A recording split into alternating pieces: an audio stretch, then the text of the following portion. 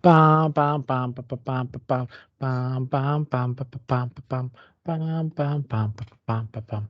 Ya está, muy bien, ya estamos grabando. Muy bien, jovencitos. Entonces, el tema de hoy es un tema bastante interesante que comprende un montón de aristas en cuanto a la historia de los virus. Y es que los virus han marcado nuestra vida por el hecho de que somos individuos en los cuales ellos dependen de nosotros. No estoy hablando como humano, estoy hablando como ente vivo, ¿no?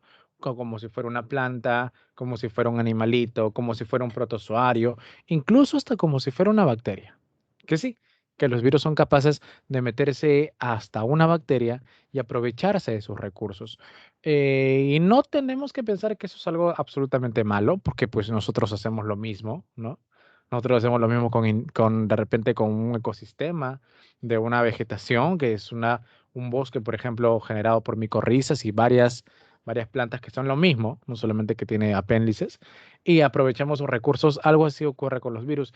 La idea es que los virus van adaptándose hasta tener un parasitismo perfecto. La idea del virus no es que quiera matarte. Hay virus que sí se pasan de lanza. Hay virus que sí logran matarte. Pero los virus no deberían intentar matarte tanto por el hecho de que, pues, em, no les conviene a ellos matar a todos los seres vivos debido a que de ellos se aprovecha y con ellos se va a replicar, ¿no? Igual que al humano no le conviene matar a los animales y no le conviene a las plantas porque simplemente se extingue. Algo así, ¿no? Tenemos más parecidos de lo que parece a simple vista. ¿Y qué cosas tenemos que saber sobre los virus? Pues la palabra virus significa veneno. Tenemos de varios tipos, pero para saber todo lo que nosotros conocemos hasta ahora han tenido que suceder una serie de eventos durante la historia, durante unos años determinados, que nos dieron hincapié a saber lo que sabemos ahora, a conocerlo, a manejarlo y a entenderlo. Y ahora, entendiendo bien un virus, podemos manejar mejor la información que esté más adelante. Vamos a ver por qué cuando lleguemos ya a unos años un poquito más actuales. Pero vayamos a un viaje en el tiempo, muchachos, y encontremos algunas cosas que van a ser importantes para poder recapitular y entender cómo funcionó esto. Entonces, según esto, nos ubicamos primero en el año 1796. En este año, pues, la información que se manejaba a nivel biológico era ya un poco mejor.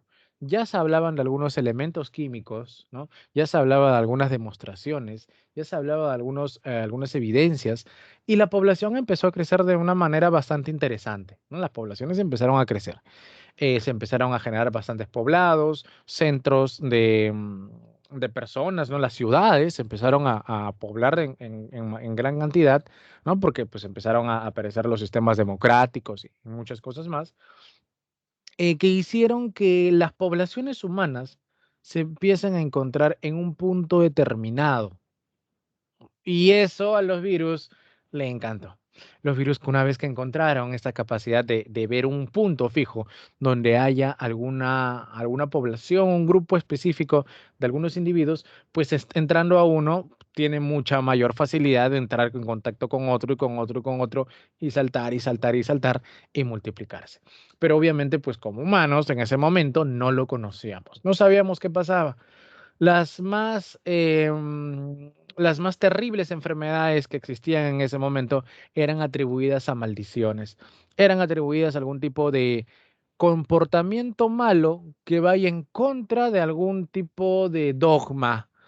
Por ejemplo, alguien que no crea en Dios, alguien que no se haya comportado bien, que haya robado, alguien que sea corrupto, alguien que haya mentido no merecía la gracia de Dios y por ende una enfermedad se atañaba. El problema de ese tipo de pensamiento era que, si bien es cierto, ¿no? A una persona que dice algo malo, o sea, por ejemplo, ¿no? Yo digo ahorita, yo digo, por ejemplo, Dios no existe, o empiezo a blasfemar, ¿no? Cosas así fuertes, ¿no? Imagínate que lo hago. Bueno, si me pasan cosas buenas, nadie las va a notar, pero si me pasa una cosa mala, que es probable que me pase porque siempre pasan cosas buenas y malas, que no me pase una cosa mala, van a atribuir esa cosa mala que me pasó al hecho de que yo blasfemé es una consecuencia directa.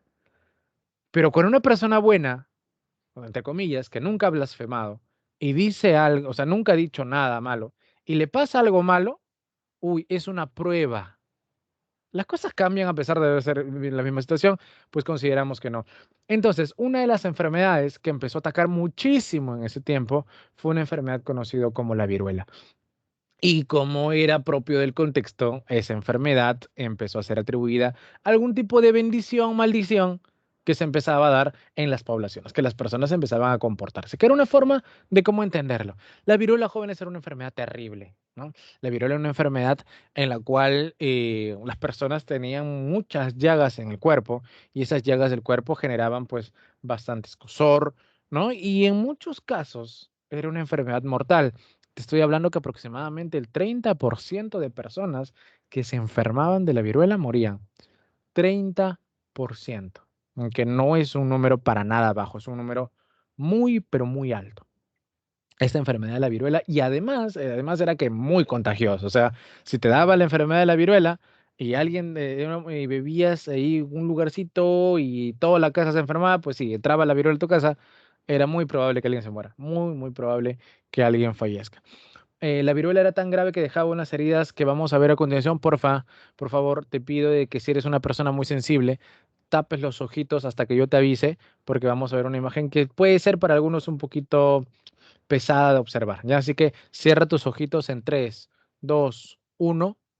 Ya está. Y acá los que no lo han cerrado, pues van a estar viendo a una persona pues que tiene unas secuelas bastante graves de la viruela, ¿no?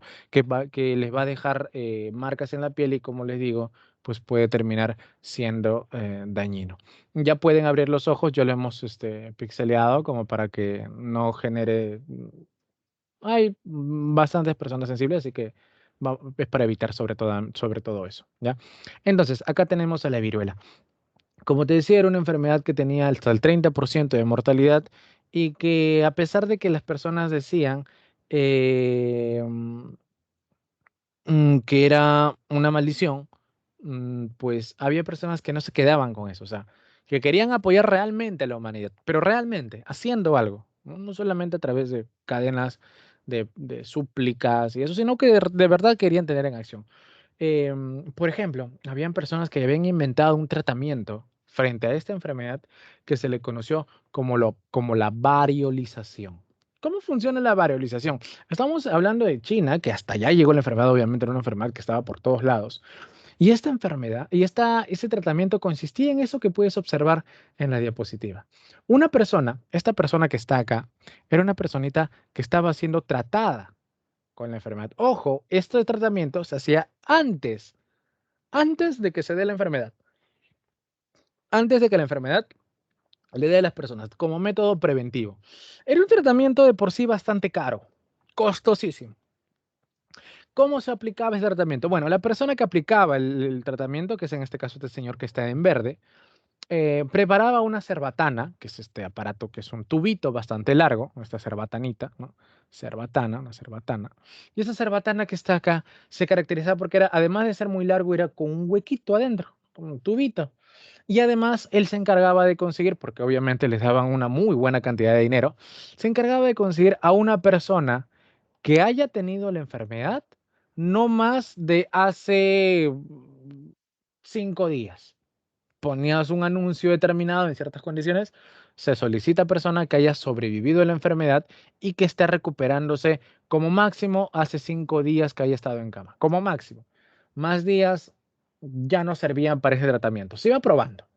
¿Qué hacían con esta persona? Bueno, esta persona, cuando superaba la enfermedad, en su piel quedaban algunas heriditas, algunas costritas, algunas secuelas de esta enfermedad. Esas costritas eran sacadas por esta persona, por el que hacía el tratamiento, los llevaba a un platito y en ese platito ponía las costritas y las costritas las chancaba y generaba un polvito.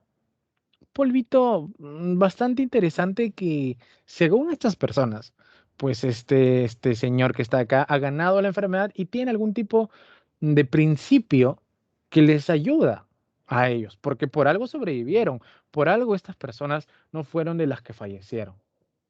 Una vez obtenido ese pequeño polvito, lo ponía acá, en este punto donde estoy señalando de rojo, acá ese puntito, o sea, en ese extremo de la cerbatana, lo colocaba en la nariz del niño, soplaba con mucha fuerza y ese niño o persona que iba a ser el que iba a recibir el tratamiento, y ese polvito lograba entrar por su nariz, por sus vías respiratorias y llegaba hasta los pulmones con tanta fuerza, con mucha, mucha fuerza.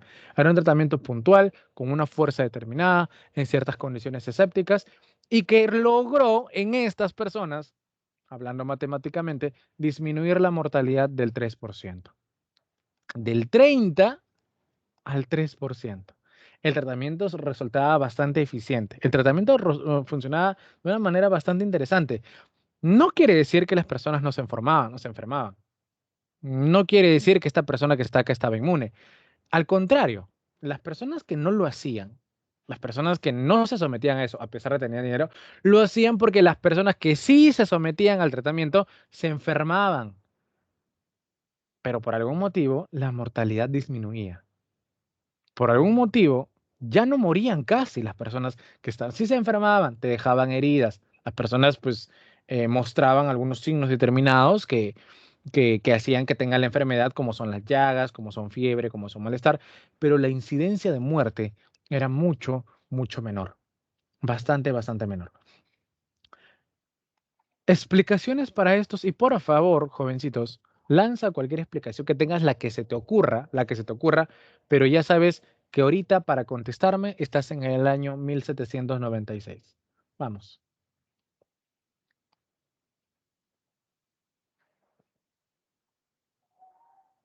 la que se te ocurra.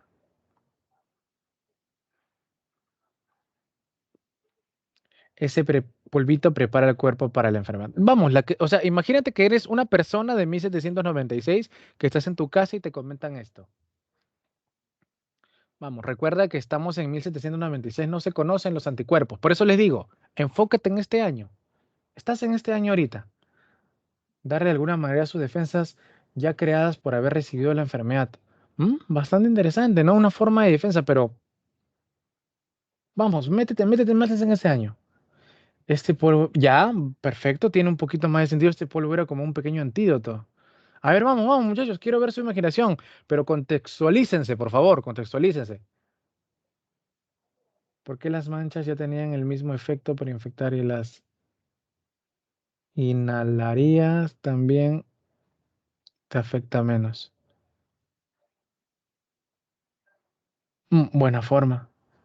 Polvo divino, muy bien, claro que sí, Ariana, también podría ser un efecto, ¿no? Ahora, ¿quiénes aplicaban este tratamiento? Pues lo aplicaban unas personas que estaban consagradas a un tipo de religión, ¿no? Así que está bien, Ariana, perfecto, tienes una respuesta que fue muy común en ese tiempo y que fue muy aceptada también, que estas personas tenían un poder divino que lo hacían, vamos.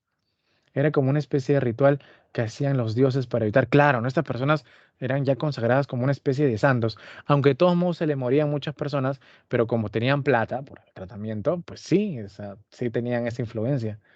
Sería doloroso al principio, sería inhalar, lo sería doloroso al principio, lo mejor sería inhalar. Ya, claro, ¿no? Sí, sí. Es más rápido, ¿no? Las costras contienen el virus, pero con menos carga viral, y eso hacía que se enferme, pero no tan grave, y por eso sobrevivían. Ya, que la palabra virus tanto no se usaba en ese tiempo todavía, ¿no? Estamos en 1796, muchachos. Palabra virus, y como les digo, intenta contextualizarse bien. Los que no se bañaban eran los que más se contagiaban. Em, También, ¿por qué no? Claro, era una forma de segregar a las personas, ¿no? Sí, también. Vale, vale, vale. Cualquier respuesta es correcta, muchachos, pero ponte en este contexto, please. Las personas que se sanó fue protegida por su Dios y ese polvo les podría ser algo divino. Claro, ¿no? También, claro, polvito milagroso. Ese polvo era como que un remedio que para poder combatir las enfermedades, en caso no era muy efectivo, pero era lo más mínimo. Sí, perfecto, ¿no? Te ayudaba de alguna forma. Solo tienen las personas puras prístinas. No, claro, ¿no? Sí, claro, muy bien. XD, con eso te limpiabas tus pecados. Va, también, eran muchas formas de cómo interpretar esto. Y eso, vamos, muchachos, que me encanta que estés participando así, que te involucres en esto. Vamos, por favor, sí, así lo necesito, ¿ya? Así lo necesito participando en todo momento. Métanse bien en este ambiente, si no, pues estamos perdidos. Muchas personas pues aceptaron lo que te comentaban, aceptaron el hecho de que te digan que sí, que estás destinado, ¿no? Que las personas que tenían plata pues bajaban con esto, que era un pequeño tratamiento que lo podían hacer, ¿no? Pero pues al fin y al cabo sí y no, ¿no? Al fin y al cabo sí y no. ¿Qué más podía pasar? Bueno, las personas empezaron a intentar utilizar este tratamiento, pero de todos modos 3% era grave. 3% la mortalidad de algo es algo como el COVID. Y acuérdate que la viruela tiene una forma de contagio bastante simple, bastante rápida. Estar cerca de alguien y punto, ¿no? O sea, es muy fácil de contagiar la viruela. Em, pero una de las personas que no se quedó con esta respuesta, una de las personas que decidió, pues en su momento decir, oye, no me quedo de acuerdo con esto. Está bien, puedes creer lo que desees frente a estas personas, pero no tiene ningún tipo de lógica, no tiene ningún tipo de lógica.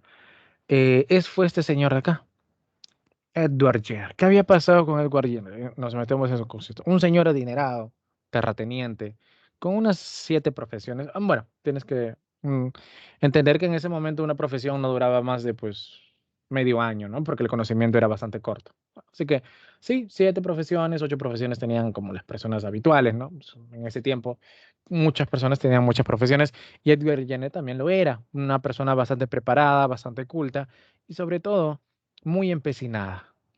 Su hija había fallecido de la viruela, a pesar de haber tenido el tratamiento.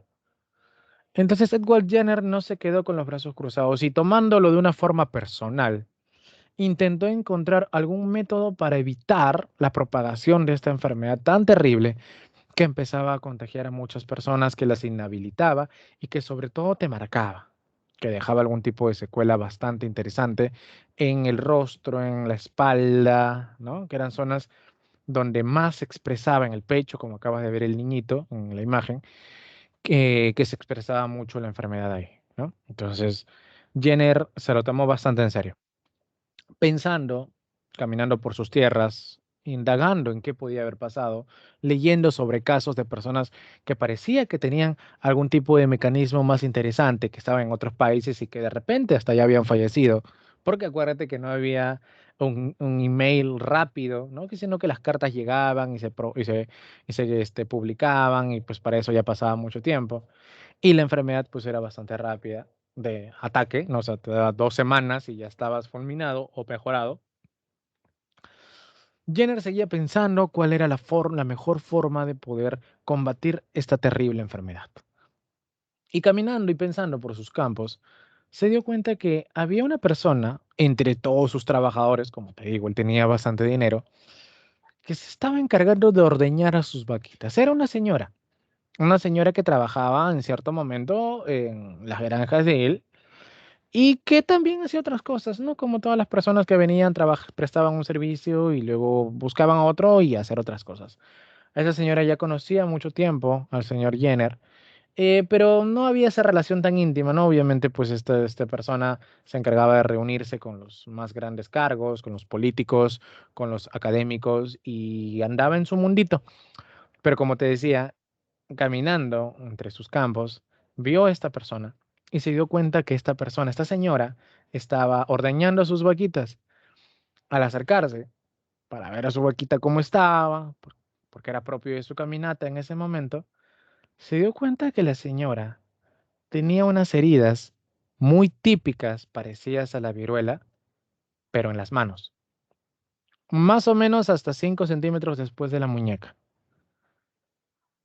A Jenner le pareció bastante intrigante este tipo de marcas, porque pues la viruela, como te había comentado, las marcas las deja en la cara, la deja en el pecho, lo deja en las espaldas, usualmente no en las manos. Acercándose presuroso, le dijo la señora, señora, ¿qué pasó? ¿Cómo ha sido el tipo de viruela que usted ha tenido? Me llama mucho la atención que su viruela le haya dado en la mano. La señora le contestó que no le había dado viruela. Jenner dijo, pero no, eso es imposible, se nota que usted ha tenido llagas en la mano. Entonces ha tenido viruela. Remangó su manguita que tenía, ¿no? De su ropa y le mostró que solamente esta era hasta una pequeña parte del brazo, un poquito más allá de la muñeca. Jenner se quedó bastante asombrado, empezó a pensar, que por qué la viruela había atacado las manos, cuál era la razón.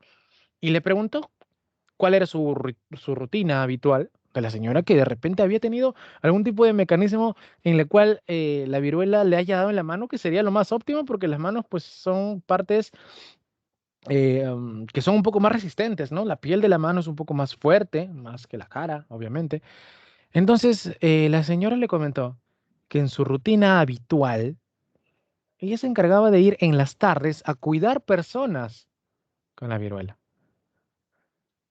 Jenner se quedó impactado porque, pues, si la persona está yendo constantemente a cuidar a alguien que sufre de viruela, esta persona está condenada a estar contagiada sí o sí, al menos una vez le va a dar.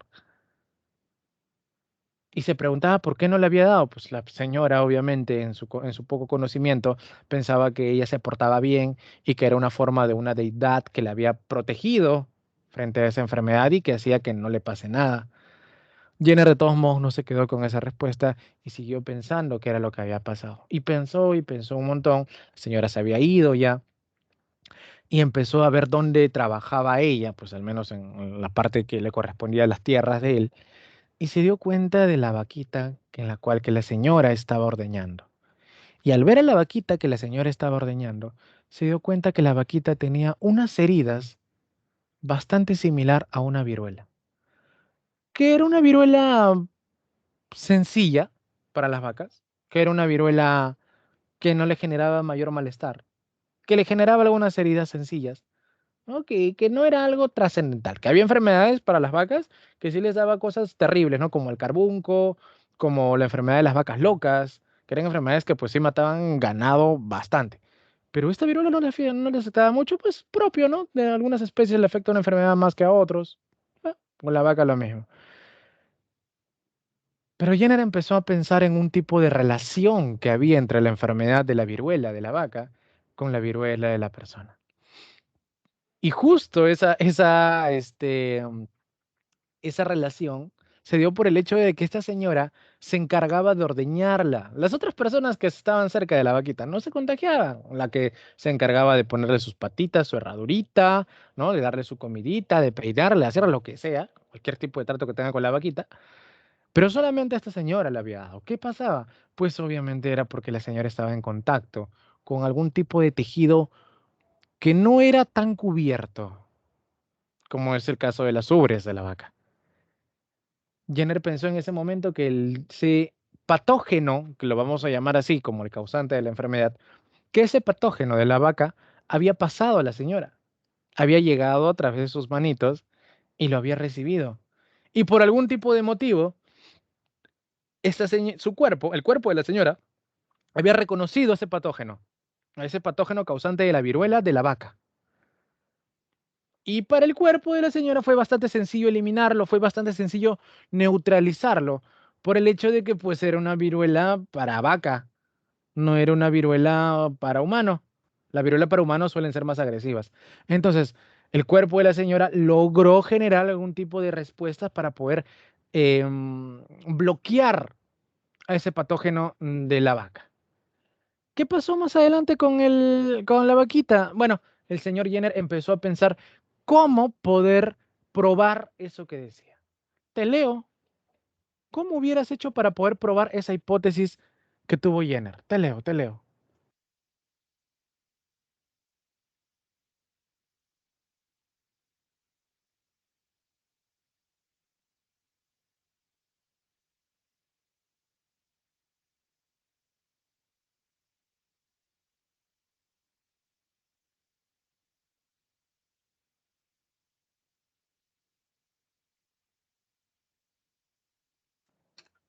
A ver, ordeñando la vaca, probándolo en él mismo, buena idea, ¿no? Bueno, Jenner ya no podía probarlo en él mismo porque él ya había tenido la enfermedad. Y bueno, te daba la enfermedad una vez y ya no te volvía a dar. Vamos, yo les he hecho una pregunta. Contéstenlas antes de que yo responda algunas preguntas. A ver, a ver, a ver. Hacer lo mismo que la señora. Bueno, a Jenner, como le digo, ya no le hubiera afectado. Él ya tuvo la enfermedad. Hubiera mandado a otra persona para que la ordeñe, o al menos él mismo. Va.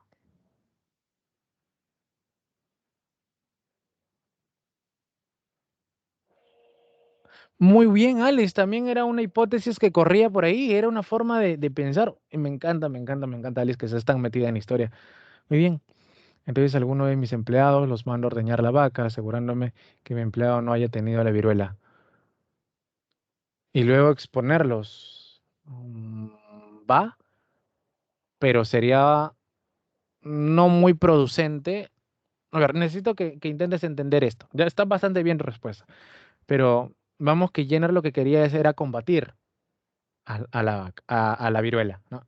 Entonces, él tendría que dejar que cualquier persona venga antes a ordeñar a su vaca, cosa que es imposible, ¿no? O sea, ¿cómo saber si era esa viruela de la vaca la que generaba, ¿no? O sea, vamos con cuán eficiente puede ser el tratamiento que podía darle. Sacar la leche de la vaca y exhibirla. Y créeme que lo hizo. Por supuesto que lo hizo. Fue una de las formas en las cuales optó, sin mayor resultados.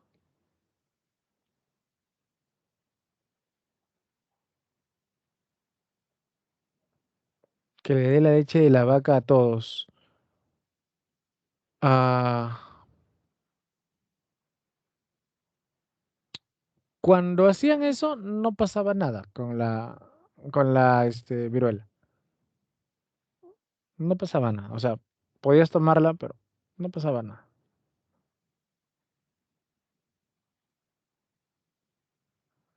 Analizar las umbres. Bien, claro. Muy bien. Empezar a comparar con otras vacas de repente. Vamos. Que Jenner fue un poquito más. A ver, vamos a ver por ahí. A ver. Pienso que probó con una persona que tuvo viruela que ordeñó a la vaquita. Dos puntitos tres. Y ver que es posiblemente la enfermedad de la persona pasa a la vaca. Va, también, también. Imagínate que la cabeza de Jenner en ese momento estaba cargada de información, con algo que se había topado, que era una persona inmune a la enfermedad sin haberla tenido.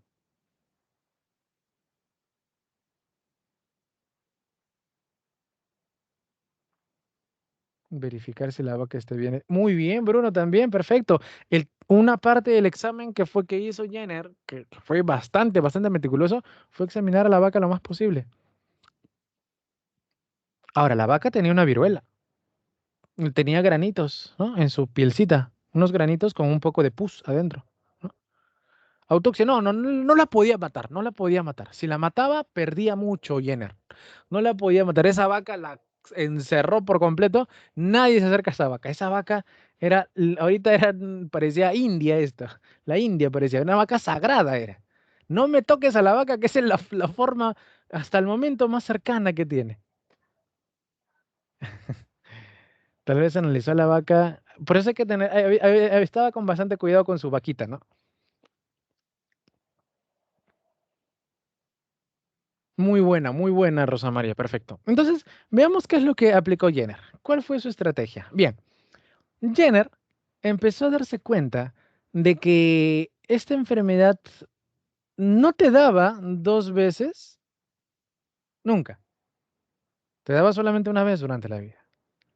Entonces, él pensó, bueno, ¿habrá alguna forma de pasar esta enfermedad a una persona, esta enfermedad de la vaca, a una persona, ¿no? Sin que ésta desarrolle cosas graves, pero que no desarrolle ni siquiera esas llaguitas en la mano como la señora? Bueno, la vaca y la persona tenían algo en común, tenían llagas, tenían heridas. Obviamente en el caso de la persona las llagas son más pesadas porque pues vienen acompañadas de muchos síntomas muy fuertes, ¿no? Que son dolores de cabeza, que son fiebre, que son malestar, que puede acompañar a la muerte. En el caso de la vaca te daba un poco de malestar, de repente tendrá la vaca, pues, ¿no? Pero nada del otro mundo, ¿no? Algo, unas llaguitas ahí. Y sus llaguitas con pus. Entonces pensó, bueno, si las dos tienen llagas con pus y la forma de contagiarte es a través de esa pus, vamos a contagiar a alguien con esa pus, porque estaba súper seguro de que en esa pus estaba el agente patógeno de la viruela. Y él lo que hizo fue empezar a ver cómo contagiar a una persona de esa forma. Lo que hizo, qué es lo que pensó, cuál fue la estrategia. Tenemos que agarrar a alguien que no ha tenido la enfermedad. ¿A quién agarramos? ¿A un adulto o a un niño? Bueno, la estadística te decía que quien tenía mayor probabilidad de sobrevivir a esta enfermedad eran los niños, pues por eso hasta ahora, bueno, cuando hay sarampión o enfermedades parecidas, la persona pues mandan a sus hijos a que se contagien, ¿no? No, tú no lo has vivido eso, pero hasta hace unos años, cuando alguien tenía una enfermedad así, mandaban todos los niños, vayan a la casa de ese niño enfermo de sarampión, de varicela, por ejemplo, y se contagiaban y bueno, porque de niño no pasaba nada. Cuando eres adulto, las enfermedades son más pesadas, ¿no? En este caso, empezó a pensar en un niño. ¿Qué iba a hacer? Bueno, su hija había fallecido con eso, su hijo tan ya le había dado. Entonces empezó a pensar en alguien de sus trabajadores que no tenía algún tipo de esta enfermedad, que no había tenido una secuela de esto. A ver, entonces, ¿cómo funcionó esto? Bueno, él se dio cuenta de que tenía que utilizar a una persona que no estaba enferma y que sea niño. Encontró a un niñito que tenía obviamente su mamá y su mamá estaba ya desahuciada, ¿ya? Estaba ya desahuciada. Entonces, la persona le dijo, pues señora, no se preocupe, yo voy a probar con su hijo, ¿no? Yo voy a probar la enfermedad con su hijo. Y bueno, está consciente de que es probable que muera pronto. La persona dijo que sí. Es Jenner lo que hizo, pues, trabajar con el niño. Y si en el caso que la persona, a la autoridad, al padre del niño, la mamá en este caso, le pasaba algo, pues Jenner, como con su dinero que tiene, se iba a hacer cargo del niño, no había ningún problema. Entonces era una forma porque el niño iba a quedar huérfano y las cosas que le iban a pasar iban a ser peores. Así que aceptaron, obviamente, pues con el consentimiento de la madre y el niño también. Vamos a ver qué es lo que sucede. ¿Qué es lo que hizo Jenner para poder trabajar con el niño? Bueno, lo que hizo él fue agarrar al niñito, hacerle un pequeño corte en el hombrito, en el bracito, más o menos como lo está haciendo ahí en la imagen que puedes observar. Y al hacerle ese pequeño cortecito, al dejar un poquito abierto los vasos sanguíneos, introdujo un poco de la pus de una herida de una vaca. O sea, sacó de la vaquita un poquito de esa pus y lo puso en su bracito. El niño empezó a desarrollar unos síntomas que a Jenner le preocuparon mucho, que fue se sintió mal al día siguiente, le empezó a dar un poco de calentura, pero en buena medida al niño 2 días después ya estaba muy bien. No tenía ningún tipo de enfermedad, no tenía ningún tipo de letargo, de cosas típicas que te pasaban cuando te daba la enfermedad. Y bueno, era la forma más eficiente de hacerlo. Vamos con el problema de fondo. Agarrar al niño y agarrar pus. Ojo, en la varolización yo agarraba costritas de una persona, pero para el niño ya no podía agarrar costritas. Lo que hizo fue agarrar pus. O sea, inducirlo a que el niño sí o sí se enferme de la viruela. Le hizo nuevamente el tratamiento, hizo un corte en su bracito, le puso la pus de una persona enferma y el niño no desarrolló ningún tipo de síntomas. El niño había quedado inmunizado contra la viruela. El efecto de Jenner se empezó a propagar por todos los lugares, se empezó a mencionar que era una forma muy eficiente de cómo detener esta enfermedad, aunque algo limitado porque deberías tener una vaca y bueno, no cualquiera tenía una vaca. Pero al menos fue una forma en la cual ya se empezaron a dar indicios de lo que podría ser más adelante una cura frente a una enfermedad en la cual ni siquiera se conocía cómo funcionaba.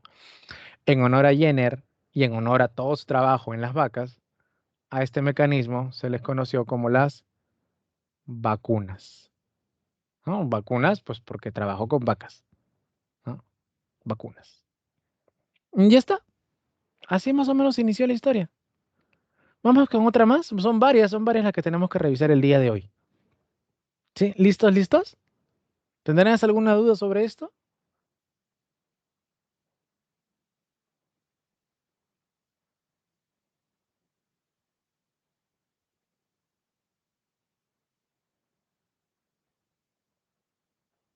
¿Cuánto tiempo estuvo presente el miedo por eso? Uf, pues, la viruela había información, bueno, ahora se conoce más información, que hay hasta faraones egipcios que han tenido viruela y han muerto de eso.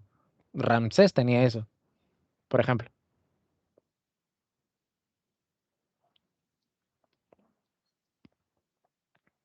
Exacto, Gabriel, mucha parte de lo que es la ciencia conlleva con la suerte. Si no van de la mano, no se logran cosas también. No se sabe cómo inició la enfermedad de la viruela en la vaca, pero es muy probable que, pues, si no se sabe cómo inició en el humano, tampoco se sepa cómo inició en la vaca, ¿no? Es una forma que supera nuestros tiempos, o sea, desde la aparición de la especie. Es muy probable que sea, y que nos acompañaba desde hace mucho tiempo. O de repente el humano se lo habrá pasado en un momento determinado, o de repente la vaca nos lo habrá pasado a nosotros, o de repente un animalito como un murciélago, por ejemplo, le pasó al humano y a la vaca. Y bueno, hay muchas teorías sobre eso, pero no se podría este, generar un consenso así bien certero, ¿no? El virus de la viruela puede ser, pues, ¿qué? Puede ser el virus inmortal. ¿Qué? ¿Qué? No entendí nada de lo que dices. Esa pus que le dio el niño, ¿de quién era? Ah, ya, la primera pus era de la vaca y la segunda pus era de un humano enfermo, con toda la enfermedad, sí, o sea, que estaba con todo el momento de la enfermedad, ¿no? O sea, no era costra, era pus, pus. Ujú. Sí, que yo sepa, sí. Algunos incas es probable que hayan muerto de esa enfermedad. No podría decir si realmente fue así, pero es probable que sí. Ya está. Listo. Entonces, si no hay más dudas, wow, qué estrés.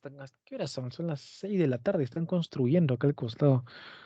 Qué cansinos estos vecinos. Bueno, vamos a ver. Vamos con otro año. Vamos a ubicarnos en otro año, ¿sí? Y para esto tenemos que ir a uno de los más grandes microbiólogos que ha existido sobre la faz de la Tierra y que sin él, al menos, bueno, de repente no lo habrá hecho, de repente lo hubiera hecho otro individuo. La medicina no hubiera sido como la conocemos hasta ahora. Ahora me pregunto, ¿hablará sobre la... No, la peste negra es causada por bacterias. Hoy día hablamos de virus, hijo.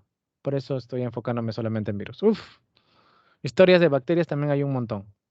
Penicilina es para bacterias.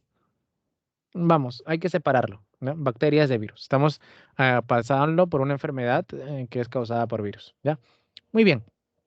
Entonces, ¿quién fue aquel hombre que hizo tan grande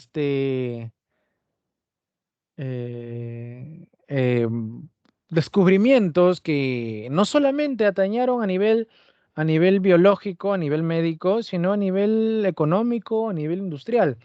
Pues bueno, para eso nos ubicamos en el año, vamos un poquito más adelante, en el año 1885, donde conocemos a una de las eminencias más grandes, y por favor, todo el respeto que sea necesario con este señor, que fue Louis Pasteur. ¿Ya? Louis Pasteur. Bueno, el señor Louis Pasteur fue una de las eminencias más grandes, ya tenía bastante renombre cuando ocurrió este proceso del descubrimiento de esta enfermedad y su posterior tratamiento. El señor Pasteur ya había trabajado con las levaduras, el señor Pasteur ya había trabajado con lo que es mejorar el vino, con lo que es mejorar las bebidas alcohólicas en la industria, con el pan, ya había mejorado algunos tratamientos de algunos gusanos de seda en la China, que unas poblaciones se basaban en esos gusanitos para poder generar sus industrias y mejorar sus condiciones de vida. Entonces, este señor lleva a cabo aquella ciencia aplicada de la cual siempre se ha pedido a nivel del pueblo, ¿no? O sea, que la ciencia, o sea, es bacán conocer la ciencia, pero si no la aplicas nadie te va a hacer caso. Este señor la puso en realce. Llevó todo su conocimiento científico y lo puso a nivel de las industrias, porque él encontraba microorganismos, los podía ver a través de su microscopio, pero verlo no le servía para nada a un empresario. Pero al empresario sí le servía que él, mediante la forma que sea, mejore sus productos, cosa que puede vender más, que haga que las plagas se detengan, cosa que puede mejorar su producción. Así que ese señor fue alguien que ya era reconocido para estos tiempos, ya era una persona de avanzada edad, estamos hablando de unos 50 y tantos, 60 y tantos años, y este señor, además era cuadrapléjico, ya tenía un renombre. Había pasado un problema que tenía con una enfermedad conocida como el carbunco, que actualmente se le conoce como el anthrax. El carbunco era una enfermedad bacteriana, bacteriana, bueno, te lo comento porque es parte de su historia, en la cual esta enfermedad generaba unas heridas grandes en el ganado y hacía que se muera, ¿no? Ese anthrax, pues él encontró una forma de detenerlo, pero como todo sistema biológico, tenía errores. y había personas que contaminaban la muestra de su forma de contener, o sea, con el mismo principio de la vacuna, ya hablamos de vacunas, y no lo manejaban bien y pues entonces era a veces contraproducente. Él se peleó con un señor llamado Koch, que hizo una teoría de postulados para encontrar enfermedades infecciosas. Y Koch estaba no muy a favor de Pasteur, porque Koch era mucho más joven, tenía ideas mucho más frescas y tenía un método bastante interesante. Pero Pasteur tenía una pasión increíble para lo que hacía. Pasteur probaba algo y si no le salía, lo volvía a intentar. Y si no le salía, lo volvía a intentar. Él jugaba mucho con la suerte. Lo intentaba tantas veces que hasta por ahí alguna de suerte le tiene que salir. Y ahí viene la parte científica. No todo es suerte, sino que la parte científica es darte cuenta cuando la suerte te ha sonreído y no dejarla pasar. Algo así trabajaba el señor Pasteur. Tenía bastantes ayudantes, el joven Rokes y el joven Chamberlain, que eran pues personas que le ayudaban de una forma bastante increíble en lo que pasaba.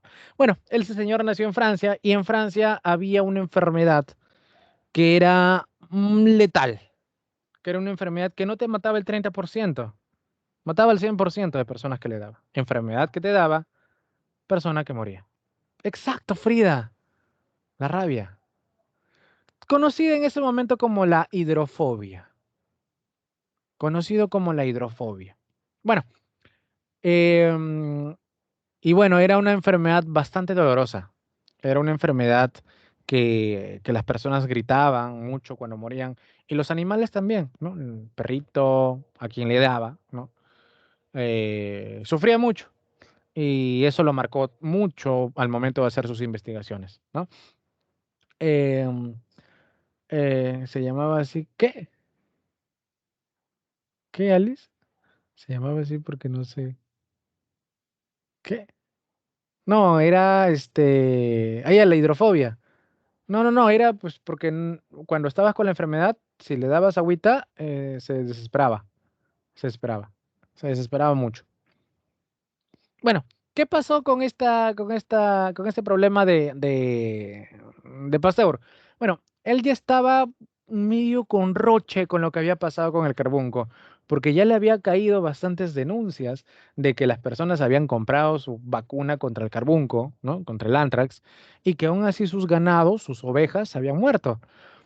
Y Coach lo había vapuleado en un debate, porque Coach era bastante técnico, pues. Pero Pasteur no se quedó con los brazos cruzados. Y él decidió trabajar con esa enfermedad, con la rabia, con la hidrofobia. Primero, hay que saber cómo funciona.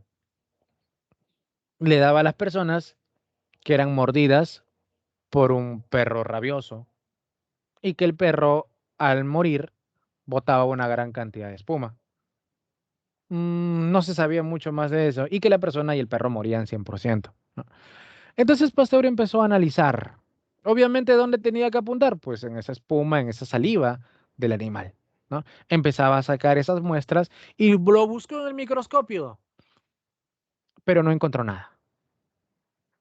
Pasteur no se quedó con los brazos cruzados y pensó, bueno, es muy probable que esto de acá sea algo más pequeño que aún no lo puedo ver.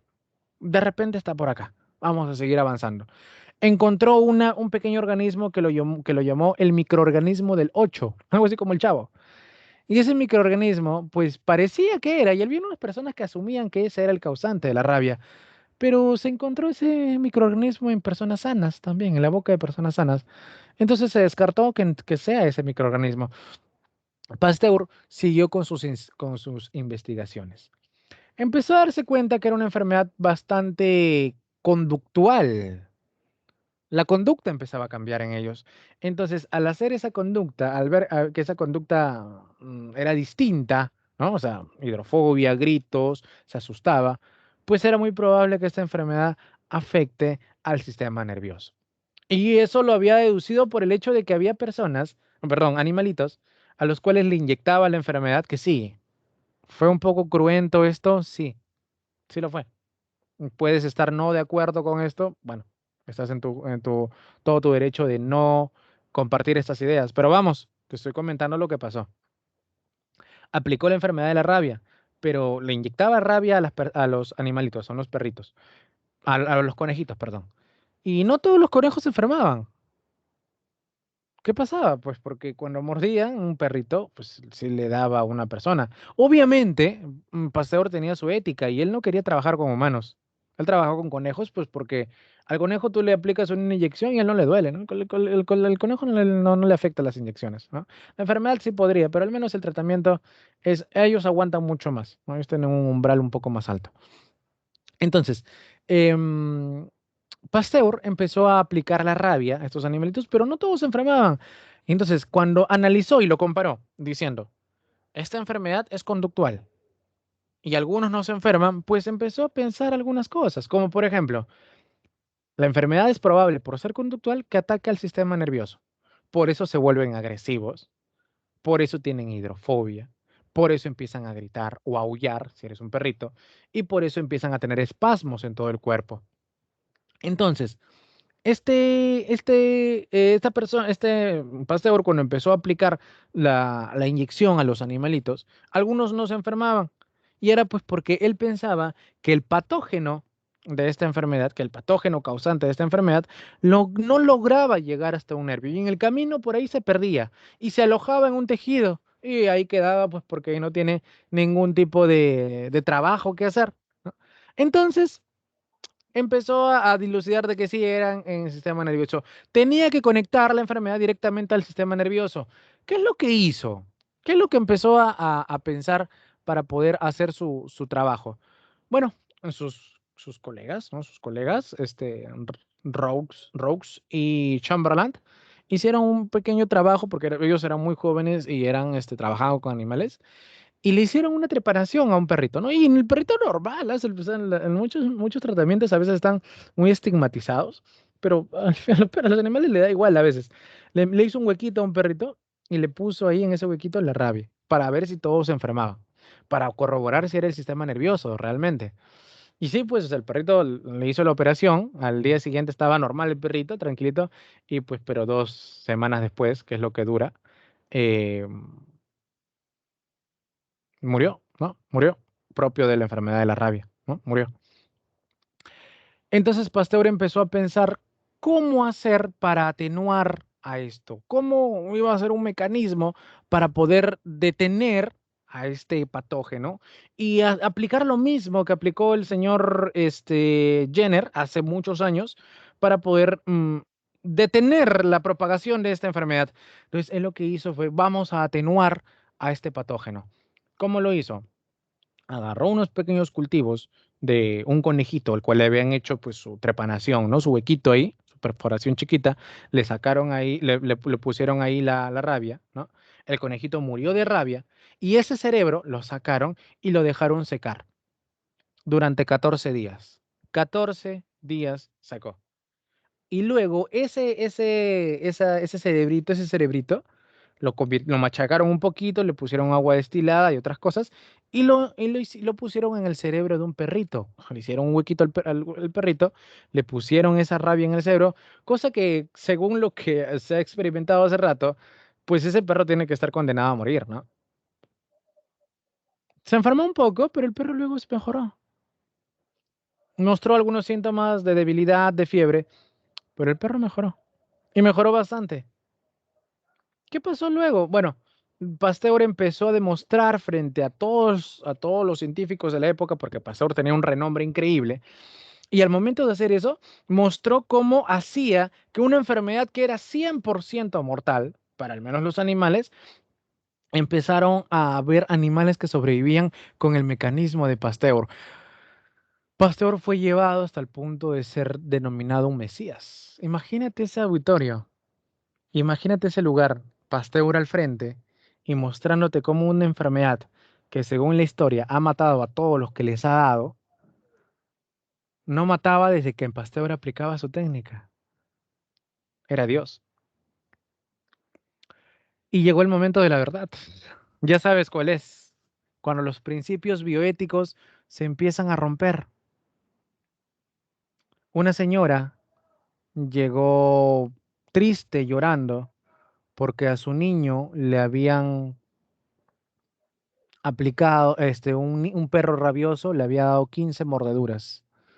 Estaba mal herido y condenado a muerte. La enfermedad lo iba a matar. Llegó llorando a Pasteur y Pasteur, al ver ese sufrimiento, pues dejó de lado su principio bioético para intentar ayudarlo.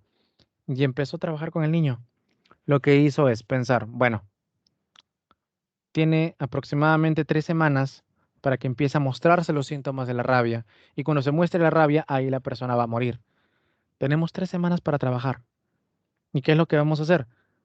Empieza a inyectarle desde ahora directamente al sistema nervioso al niño los patógenos atenuados. Cuando ya llegue la enfermedad, cuando ya llegue al sistema nervioso la verdadera rabia, a la cual ha sido mordida por el perrito, y el cuerpo va a saber cómo responder. Lo hicieron a ciegas, vamos con todo. Y empezaron una serie que, bueno, fue doloroso, sí, inyecciones diarias de rabia durante 14 días, cuando estaba 14 días seco, luego 13 días seco, luego 12 días seco, luego 11 días seco. El niño sufrió bastante, sí, lo sufrió. Pero por primera vez en la historia, una enfermedad que había matado al 100% de humanos que les daba, había sobrevivido. Debes entender que las cartas para todos los países del mundo empezaron a correr con la noticia de que aquella enfermedad que había matado a tantas personas importantes y no tanto, tenía una luz de salida. Para eso llegaron algunas personas de Rusia. Y esto pues ya es para finalizar la historia. Llegaron unos zars de Rusia que habían sido mordidos por un animalito así, con rabia, y que ya había pasado bastante tiempo. Ya había pasado un tiempo regular y esa enfermedad ya pues estaba mal. Lo único que sabían decir esas personas en francés, porque lo único que habían llegado a Francia donde estaba Pasteur, era Pasteur. Era la única palabra que habían, Pasteur, Pasteur, Pasteur. No sabían decir nada más que eso. Imagínate esas personas, más de 160 personas que llegaban a ese lugar desahuciadas, en la cual los médicos se habían dado cuenta que el perro que los había mordido tenía rabia y que lo que tocaba hacer era alejarlos para que ningún animal se les acerque y no puedan contagiar a otros, buscando una esperanza para su vida. Se le murieron 3 a Pasteur, de los 160. Porque pues el viaje de Rusia a Francia no se hace en mediodía. La enfermedad ya había avanzado en muchos, pero imagínate que mande 165 personas desahuciadas y regresen 162. Y eran personas importantes, eran personas con dinero. Llegaron a darle noticias al zar de Rusia, de que las cosas cómo habían sucedido y que hay un milagro por allá. Y pues el zar sacó su billetera y toma, Pasteur, toma dinero, haz lo que quieras. Pasteur fundó el Instituto Pasteur, que es actualmente incluso uno de los centros de investigación microbiológica más importantes del mundo, donde se combaten enfermedades como la difteria, se combaten enfermedades como el tétanos y demás. Pasteur pasó a la historia como uno de los más grandes microbiólogos del mundo y que aquel en la cual su forma de ver en la vida empezó a demostrar que a veces incluso sobre los dogmas no hay imposibles.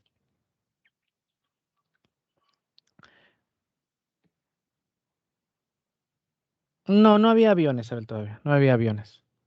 O no sé si sí, pero de todos modos no estaba todo programado. O sea, si había, no, no había en todos lados. O sea, no podías viajar por cualquier lado en avión, ¿no? Lugares más fríos, más cálidos por ahí. Esa parte de dejar el cerebro del conejo con otras sustancias me confunde poco. No, o sea, sacas el cerebrito del ratón, de un ratón que ha muerto de rabia, y eso lo dejas secar. Dejas que el virus se quede inactivo ahí.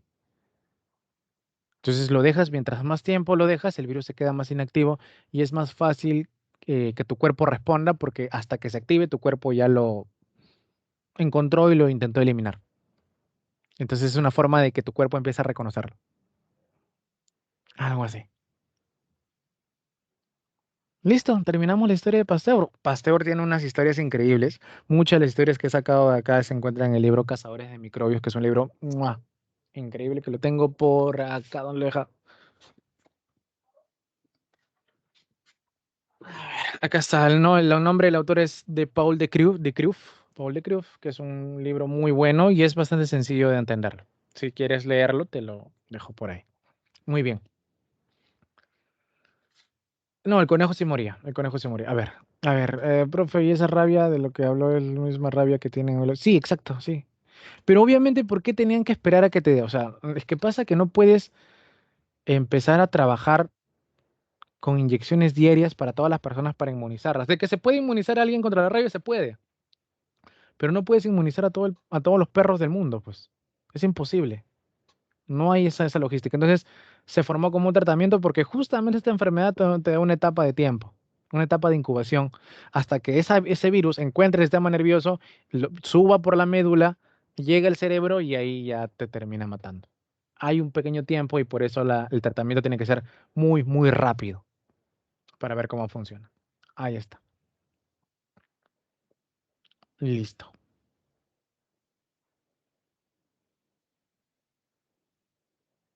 ¿Tendrás alguna duda por ahí, jovencitos?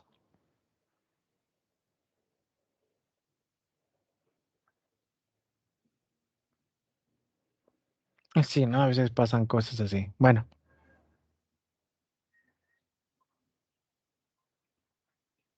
ya está. Bueno, si no hay más dudas, avanzamos con la siguiente. Si ya no nos quedan muchas, ¿cuánto me quedan?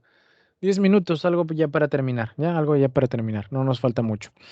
Nos ubicamos en el año 1800. Se había pensado hacer 5 historias, pues no voy a alcanzar a 3 aproximadamente. ¿Ya? 1892. Bueno, en el año 1892 fue uno de los eventos más importantes sobre la virología. ¿Ya? 7:15 acaba. No, pero tengo que darles tiempo para su examen. Así funciona. Ahí está. 1892. En el año 1892, hubo un brote de una enfermedad muy interesante. El personaje del cual nos vamos a hablar en este año, su nombre es Dmitry Ivanovsky. Creo que por el nombre sacas el toque, que es ruso, ¿no? Dmitry Ivanovsky. Bueno, súper estereotipado el nombre. Bueno, como te contaba, para estos años hubo una enfermedad que fue un foco muy interesante para la ciencia, porque si bien es cierto, antes la ciencia era muy limitada, pues por la cantidad de recursos, ¿no? Una persona podía investigar, pero solamente podías investigar si tenías dinero, pues. ¿Por qué? Porque la investigación no te daba plata. Entonces, nadie podía trabajar y vivir de investigar. Y eso era un problema muy grande para la ciencia. Los gobiernos, las empresas no creían tanto en la ciencia, al menos a nivel básico no, a nivel de investigación no, ¿no? Para aplicación sí, quieren resultados, pero vamos que investigar poco a poco es bien complicado hacer porque no hay mucho financiamiento. Pero ¿qué pasó en estos años? Hubo una enfermedad a una planta. Sí, también las plantas también se enferman de virus. Esta planta fue la planta del tabaco.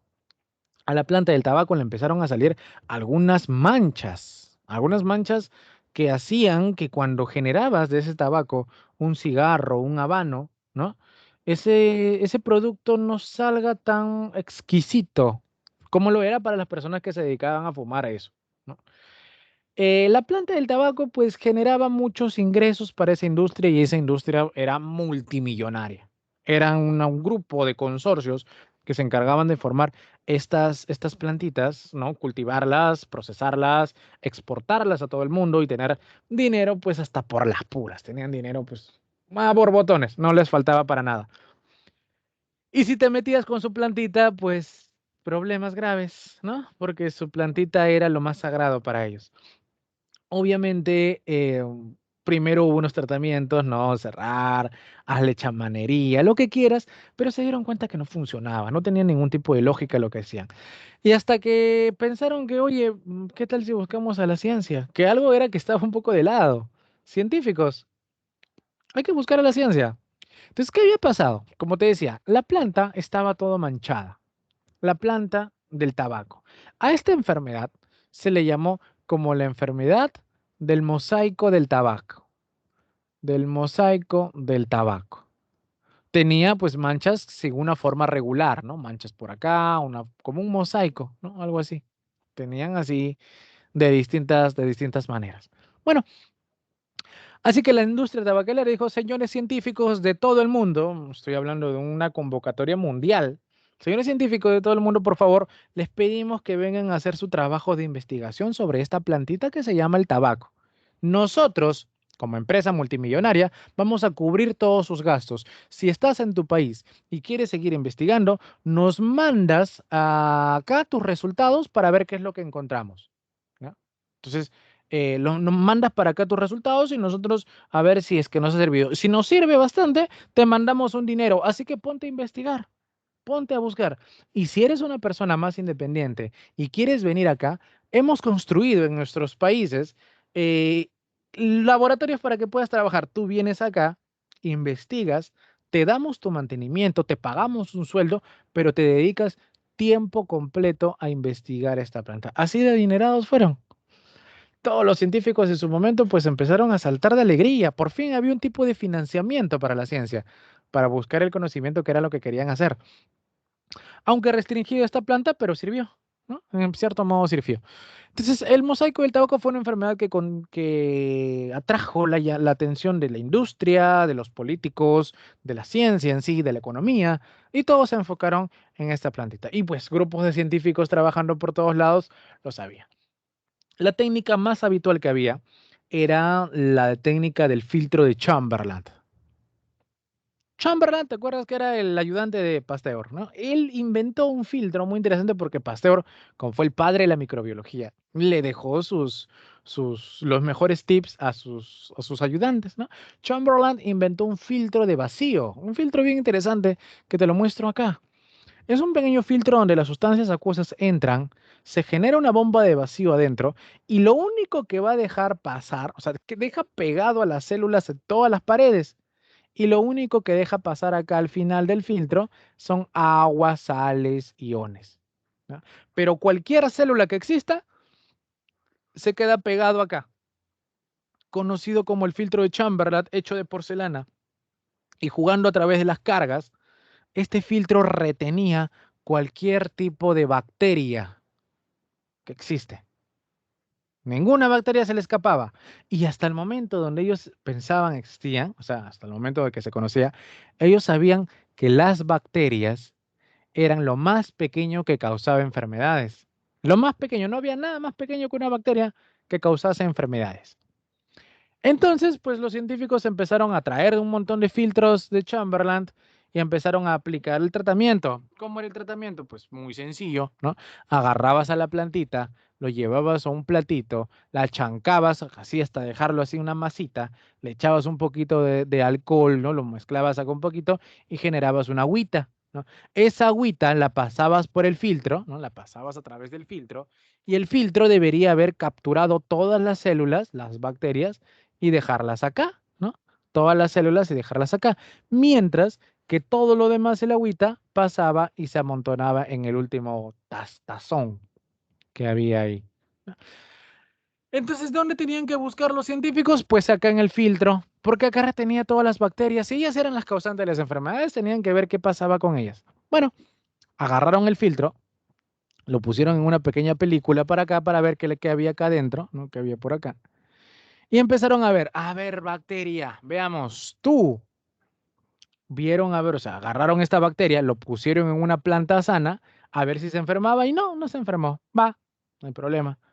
A ver tú, pusieron en una planta sana, tampoco se enfermó. A ver tú, tampoco, ya, vamos, tú, tampoco, tú, tampoco, ya, tú tienes que ser, pues, ¿no? Ya te hemos eliminado todos, ya, tú, y tampoco generaba enfermedad. Oye, y si son dos al mismo tiempo, por eso pues llamaron a todos los científicos, estaban empecinados en esto. A ver, si eres tú y tú, trabajan al mismo tiempo. Nada, tampoco. A ver, tú contigo, tampoco. Tú contigo. Y todas las combinaciones. Y la ciencia empezó a descubrir varias cosas, porque como estudiaban todo el día, estaban viendo esta bacteria. Vieron que esta bacteria tenía pared, que tenía cápsula, que causaba enfermedad, que se reproducía así. La ciencia explotó en esos días. Los científicos no solamente se enfocaban en el virus del mosaico, sino que anotaban muchas cosas para sus posteriores investigaciones. Pero volvemos a la idea del virus del mosaico del tabaco. ¿Qué estaba pasando? ¿Cuál era el problema? Al no se encontraba. ¿Qué era? ¿De verdad podrá ser una maldición? Porque no hay nada que lo pueda probar. Hasta que llegó pues este señor que fue Dmitri Ivanovsky. ¿Qué pasó con Dmitry Ivanovsky? Él dijo, wow, qué interesante, este filtro me captura todas las bacterias. Bien, oigan, oigan, científicos, amigos, ¿y si buscamos acá? Oye, ¿cómo vas a buscar ahí, pues Ivanovsky? No seas Gil, ¿cómo estás loco tú? Ahí no vas a encontrar nada si el filtro del señor Chamberlain, la eminencia, pupilo del gran Pasteur, nos ha dicho que este filtro retiene todas las células. ¿Cómo lo vas a encontrar ahí?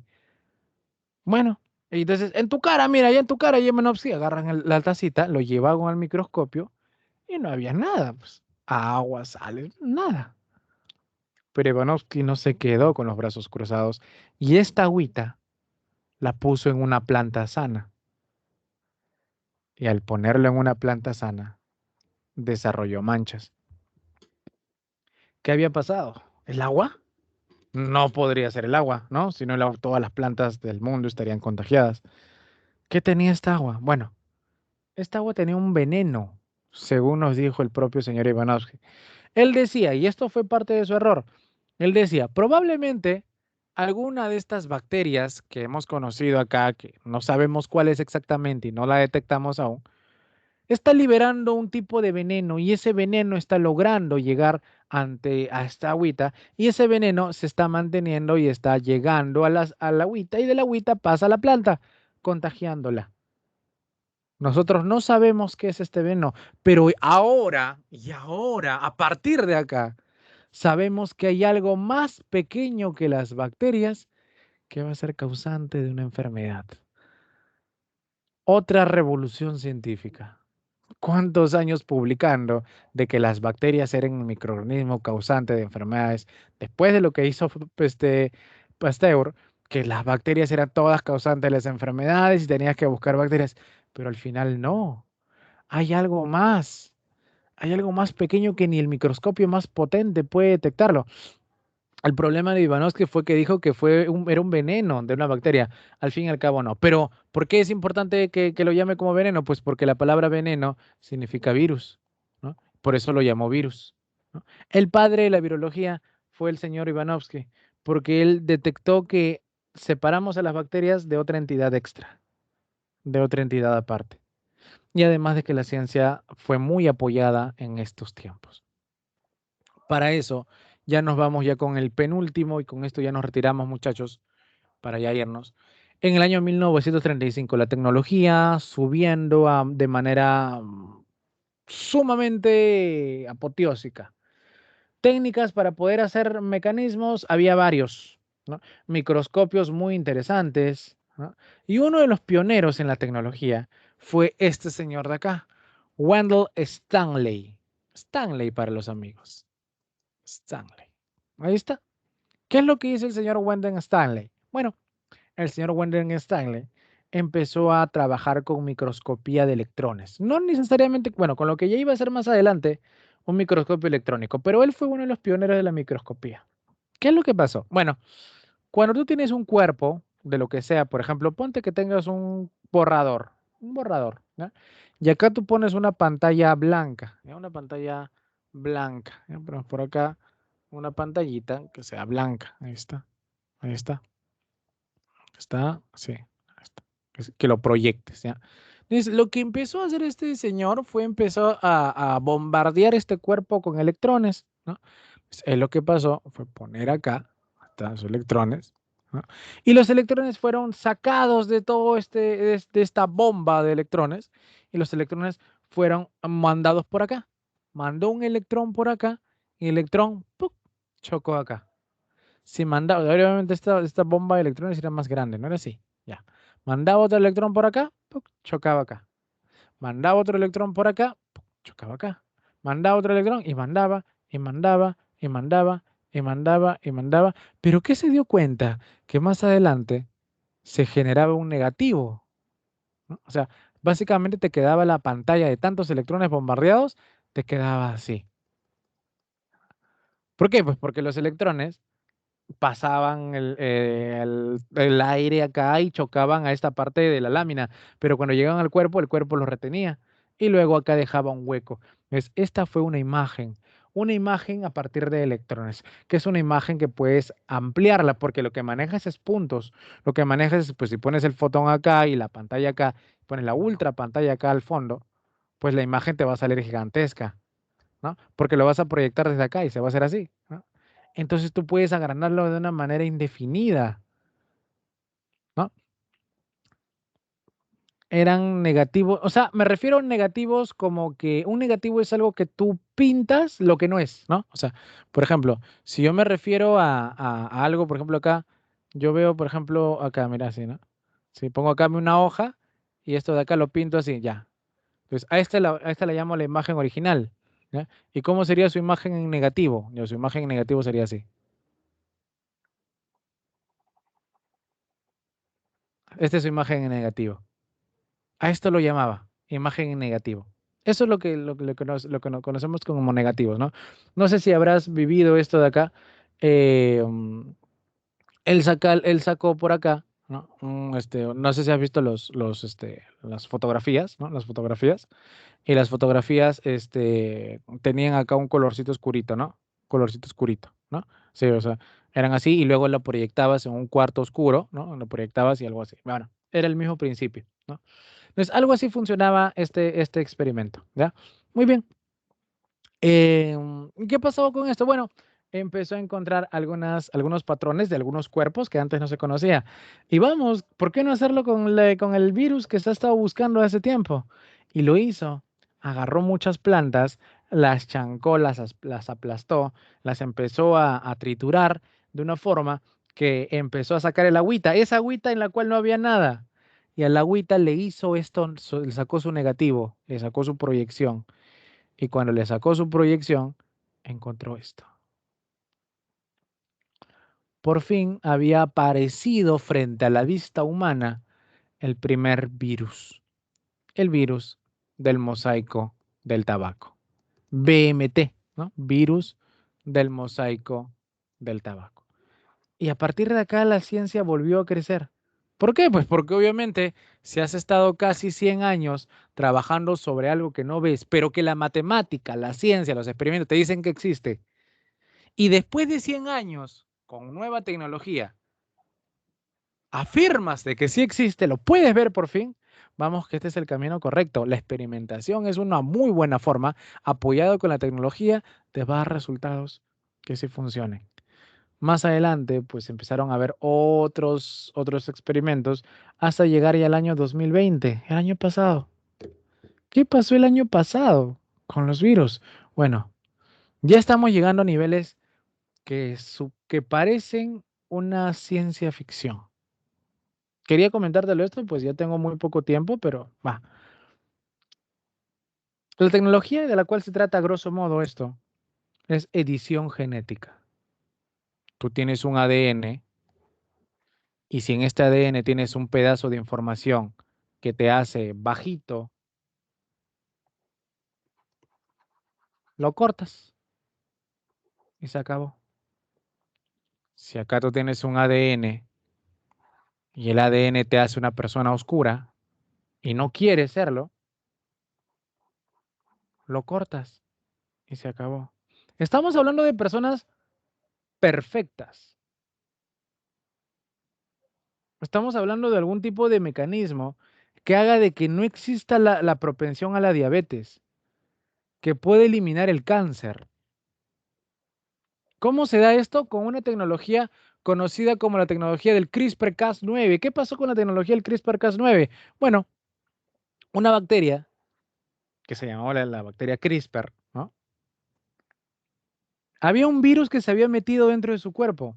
Y el problema estaba en que los virus, o sea, las bacterias y los virus se han echado desde tiempos inmemoriales, desde antes que el humano siquiera existiera, tocara la faz de la Tierra, algún animalito se le ocurra aparecer, las bacterias y los virus han echado, tienen muchísimo tiempo peleando. Y cuando el virus atacaba a la bacteria pues no es tan simple de quedarse sin hacer nada y dejarse matar. La bacteria empezó a generar un tipo de resistencia porque ella modificaba un poco su ADN, modificaba un poco, pero hasta el punto de hacer una secuencia que ella encontró o sea, a ver, ¿cómo te explico esto de acá así a grosso modo? Este es el ADN de la bacteria, ya que está la bacteria grandaza. Este es el ADN de la bacteria. Voy a borrarlo por acá. Es el ADN de la bacteria. Entonces, ¿qué pasaba? El ADN del virus, que entra por acá en rojito, el ADN del virus, ¿ya? El ADN del virus se metía acá, se metía acá. Entonces, ¿qué pasó? Bueno, la bacteria fue lo suficientemente aleatoria en tantos procesos que encontró una forma de cortar acá. Y además sacar una copia. Y que esta copia lo puso por acá en un ladito. ¿Por qué era importante esta copia? Bueno, esta copia, cuando volvía otra vez el virus, esta copia se juntaba con él y plac, plac, cortaba. Hay una enzima que lo recortó por completo. Y esta bacteria pues fue una forma muy buena para defenderse, pero ahí empezó el tratamiento. Oye, ¿y si nosotros desarrollamos un pedazo de ADN que sea capaz de, por ejemplo, acá poner la información de una propensión a diabetes y meterlo a tu cuerpo y que en tu cuerpo se active y que corte los pedazos específicos? Podríamos generar cosas increíbles. Ahora, ¿está bien o no? Hay una película muy interesante que me gustaría que la vean, que se llama la película Gattaca. Gattaca, así se llama. O Gattaca, algo así creo que se llama. A ver, creo que así se llama. A ver, déjame revisarla al toque. Doble T, el segundo, ¿ya? Se llama así como Gattaca. ¿Ya? Gattaca. ¿Por qué se llama Gattaca? Bueno, pues, ¿a qué te suena esto? No, así no. Así se llama. ¿Por qué se escribe así? ¿A qué te suena esto? Bueno, tiene que ver algo con el ADN, ¿no? Adenina, guanina, timina, adenina, citosina, ¿no? Ahí está. Exacto, Ángela. Y no solamente eso. Bueno, cuando veas la película, te vas a poner a pensar porque muchas personas se van a ver, imagínate que eres una persona normal, una persona que ha nacido de una forma natural, con errores y con virtudes habituales. Y hay otra persona que es un empresario. ¿Un empresario a quién crees que va a decidir contratar? ¿A alguien perfecto o alguien que tiene la probabilidad de tener errores? Y empieza a haber discriminaciones. Así que esto hay que tomarlo con muchas pinzas, pero date cuenta que los virus vienen acompañándonos desde hace muchísimos, muchísimos, muchísimos millones de años. Bueno, bastantes años. Y que nos han servido para entender cómo funciona la ciencia. La ciencia, desde lo más básico hasta cosas que parecen ciencia ficción, nos da luces de las cosas que son, que realmente funcionan. Quitémonos de dogmas un poco, muchachos, y abremos el paso a muchas historias que, como te das cuenta, cuando conoces ciencia, no necesitas pensar en cosas de chamanería, en brujos, porque acá hay cosas que te pueden reventar la cabeza y con fundamento. No necesitas esa dosis de creencia. Créeme que buscando la ciencia vas a encontrar cosas muy interesantes. Bueno, en el año 2020 se premió con el premio Nobel a este experimento de CRISPR-Cas9.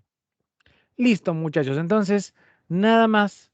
Conmigo será hasta la próxima semana. Vayan a hacer su examen, ¿sí? Por favor, para completar la idea. Espero que te haya gustado la clase. Es la primera vez que hago una clase así con netamente historia, porque supuestamente iba a ser un montón de cositas acá. Pero bueno, más adelante veremos qué más hacemos y cómo cosas cambiamos, ¿ya? Hay algunos muchachos que ya los tengo marcados, muchachos, por favor, y esto tenlo presente. Tú sabes a quién me refiero, ¿ya? Porfa, contrólate en clase, si no la próxima vez los voy a botar del salón, algunos, ¿ya?